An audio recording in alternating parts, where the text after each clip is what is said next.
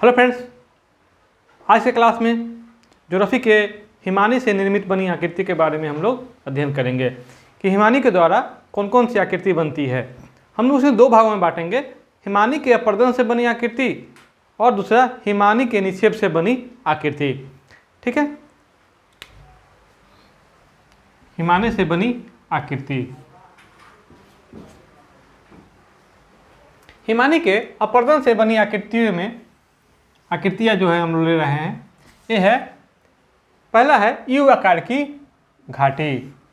ठीक है, दूसरा है लटकती हुई घाटी, तीसरा है हिम गह्वर, चौथा है सर्क या आराम कुर्सी, अगला है एरिड या एरिड, अगला है हॉर्न, उसके बाद है फ्योल्ड, फिर कंघीनुमा कटक और भेड़पीट।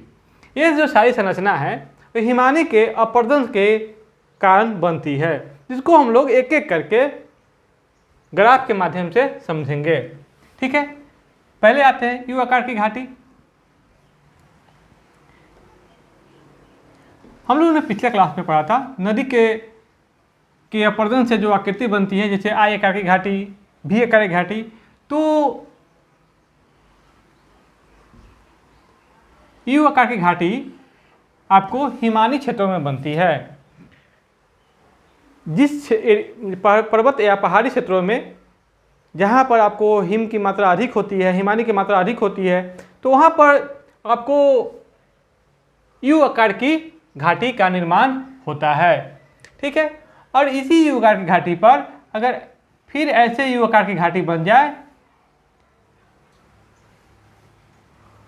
ठीक है ना, यू आकार की घाटी पर भी दोनों बगल से राइट एंड लेफ्ट अगर यू आकार की घाटी बन जाए तो ऐसा दूर से देखने में लगता है कि घाटी पर घाटी लटक रही है, यानी तो इसको क्या आ गया, लटकती हुई घाटी।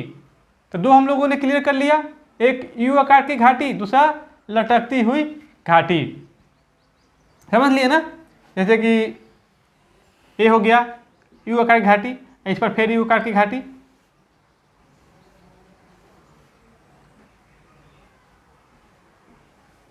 तो इसको कहते हैं लटकती हुई घाटी, लटकती हुई। आप लोग संरचना बना लेंगे क्योंकि जल्दी आपको इसकी संरचना मिलेगी नहीं। हिम गह्वर, ये आपको इसकी संरचना होती है पर्वतीय क्षेत्रों में ऐसी। ठीक है, हिम गह्वर की संरचना कैसी होती, ऐसी होती है, आप लोग देख रहे हैं। अब आते हैं हम लोग सर्क। मान लीजिए कि ये क्या है, पर्वत है या पहाड़ी है, बर्फ का क्या हुआ, अपर्दन हुआ, तो बर्फ ऐसे इसका बर्फ का फैलाव हो जाएगा। तो ये कैसा दिख रहा है, देख रहे हैं ना, आराम कुर्सी की तरह दिख रहा है, आराम कुर्सी की तरह। इसको कहते हैं सर्क, ऐसी आकृति बनती है, इसको कहते हैं सर्क। देख रहे हैं, बहुत ही बेहतरीन आकृति है। अगर एक संरचना हो गया, ठीक है, और हम दूसरा बनाते हैं इसी में, अगला जो मेरा एरिट है इसी में बना देते हैं। अगर एक ओर से सरके तो सर्क और दो ओर से सरके तो दो ओर से बर्फ सरके तो बनता है एरिट। देखिएगा, यहाँ लिख लेंगे हम लोग, पहाड़ की चोटी से एक ओर बर्फ के सरकने से बनती है। और एरिट क्या हो गया, दोनों ओर बर्फ सरकती है। तो कैसी आकृति बनती है, ऐसी बनती है। ऐसी आकृति आपको पार्क में बनाई गई कुर्सी पर मिलती है, जिसमें दोनों ओर से बैठने की सुविधा आपको दी गई रहती है। ठीक है, ये समझ गए। अब आते हैं हॉर्न। यह हॉर्न जो है सर्क और एरिट का ही विस्तार रूप है। जैसे हम लोगों ने पढ़ा है, सर्क क्या है, पहाड़ की चोटी से एक ओर से बर्फ सरके तो क्या बनता है, सर्क। दो ओर से सरके तो क्या बनता है, एरिड। और चारों ओर से सरके, चारों ओर से सरके, चारों ओर से बर्फ सरकती है, ठीक है। ऐसी बनाएगी, उधर ही बनाएगी, ठीक है। चारों ओर से बर्फ के सरकने से जो आकृति बनती है वो कहलाता है हॉर्न। समझ गए। अब आते हैं फ्योर्ड। ये जो होता है आपको ज़्यादातर इसका जो एरिया होता है आपको समुद्र तट पे होता है, जहाँ वो ठंडे प्रदेशों में होता है, वहाँ पानी के साथ साथ बर्फ भी होता है। यानी कि बर्फ के साथ साथ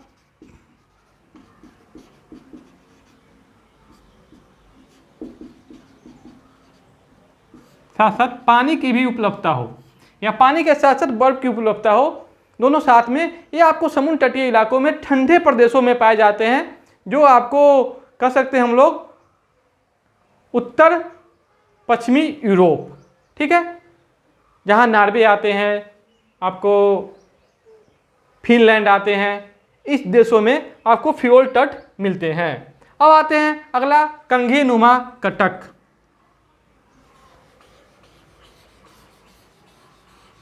बर्फ जम के पहाड़ की चोटी पे, पहाड़ के ऊपरी सिरा पर अगर ऐसी आकृति बन जाती है तो इसे कहते हैं कंघी नुमा कटक।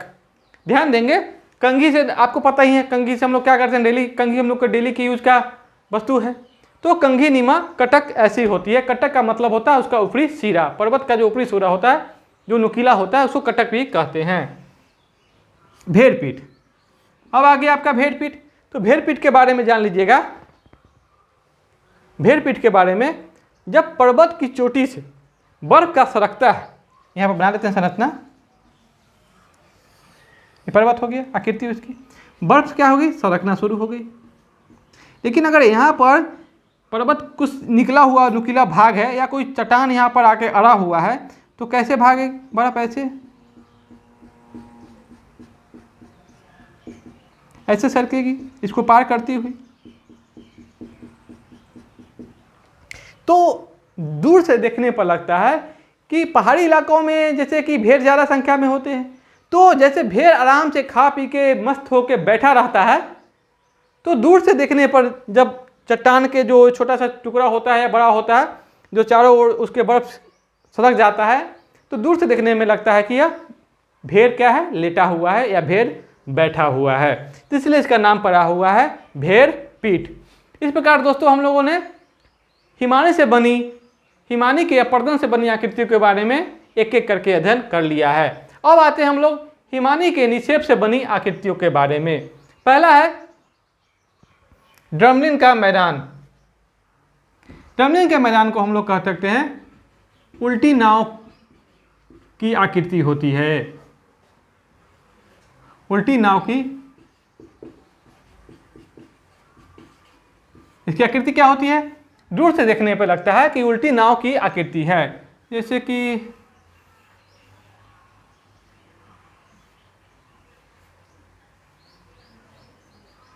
ऐसा दिखता है।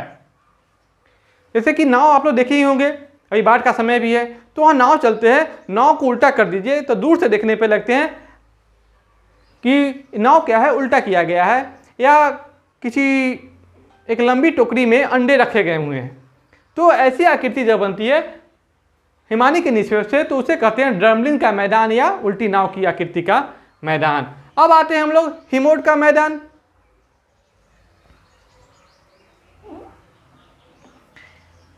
कहते हैं हिमानी अपने साथ पर्वत के चोटी से ऊपर से नीचे आती है, ऊपरी सिरा से नीचे सिरा में आती है, नीचे की ओर, तो अपने साथ छोटे छोटे टुकड़े, बड़े बड़े टुकड़े भी लेके आती है।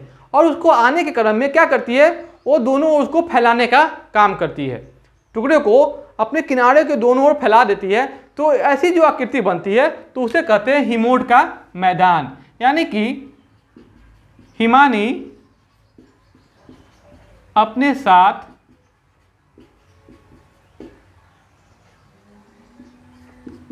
लाई गई पदार्थों को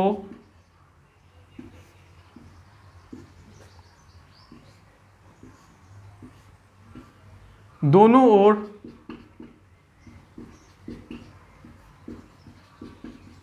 फैला देती है, फैला देती है। तो इस प्रकार के जो मैदान का निर्माण होता है उसे कहते हैं हम लोग हिमोट का मैदान। अब अगला है अपक्षय का मैदान। जब हिमानी अपने साथ मलबों को लाती है तो उसका वेग अधिक होता है, तो वो आपको नीचे धरातल तक आने की प्रयास करता है। तो जब उसे आता है तो अपने साथ जो बड़े मलबा लाता है तो आपको पहाड़ के पद के पास उसे जमा कर देता है, और उससे जो महीन मलबे होते हैं उसे दूर जाके जमा कर देते हैं। तो उसे जो आकृति का मैदान बनता है तो उसे कहते हैं अपक्षय का मैदान। एक बार और सुन लीजिएगा। हिमानी अपने साथ बहुत सारे मलबों को जब लाती है उसका वेग अधिक होने के कारण यह पहाड़ के धरातल तक पहुंच जाती है। तो जो अपने साथ बड़े मलबे लाती है उसको पर्वत के समीप, और जो छोटे छोटे मलबे होती है उसको थोड़ा सा दूर पर जाके जमा करती है, यानी कि निक्षेप करती है। तो इस प्रकार से जो मैदान का निर्माण होता है, कि आकृति का निर्माण होता है, उसे कहते हैं अपक्षय का मैदान। जैसे आप देख सकते हैं ये बड़ा मलबा हम लोग बना रहे हैं,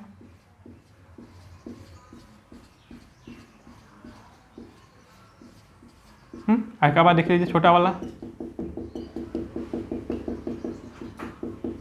इसे कहते हैं अपक्षय का मैदान। उसके बाद हिमानी अपनी निक्षेप से केतली की आकृति की भी संरचना बनाती है। केतली आप देख ही रहे हैं, चाय पीने में इसका उपयोग किया जाता है, चाय के रखने में भी। एस्कर क्या होते हैं? बर्फ के छोटे छोटे टुकड़े जो होते हैं, जो पानी में आपको तैरते हुए रहते हैं, उसे कहते हैं एस्कर। क्या कहते हैं? एस्कर। बर्फ के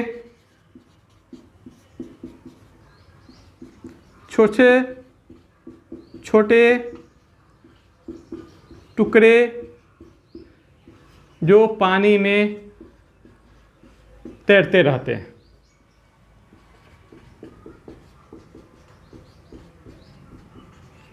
पानी में तैरते हैं, उसे कहते हैं एस्कर। उसी प्रकार हिमानी के निक्षेप से एक और आकृति बनती है केम वेदिका। अब आते हैं हिमानी से बनी कुछ और भी आकृतियां, जैसे हिम छत्रप। क्या आते हैं? हिम छत्रप। हिम छत्रप क्या होता है? इसको कहते हैं आइस कैप। पहाड़ की जो चोटी होती है, यहाँ देख लीजिएगा, पहाड़ की चोटी, अगर यहाँ पर बर्फ जम जाए तो टोपी की आकृति हो गई, तो इसको कहते हैं हिम छत्रप। पहाड़ की चोटी पर या पर्वत की चोटी पर बर्फ की अगर ऐसी जम जाए इस आकृति का, तो उसे कहते हैं हिम छत्रप। ठीक है। और पहाड़ के आधार तल ये जब बर्फ जम जाए, इसे कहते हैं हिम छत्रप। छत्रप। पहाड़ के जब आधार तल पर बर्फ जम जाए तो इसको कहते हैं महाद्वीपीय हिम।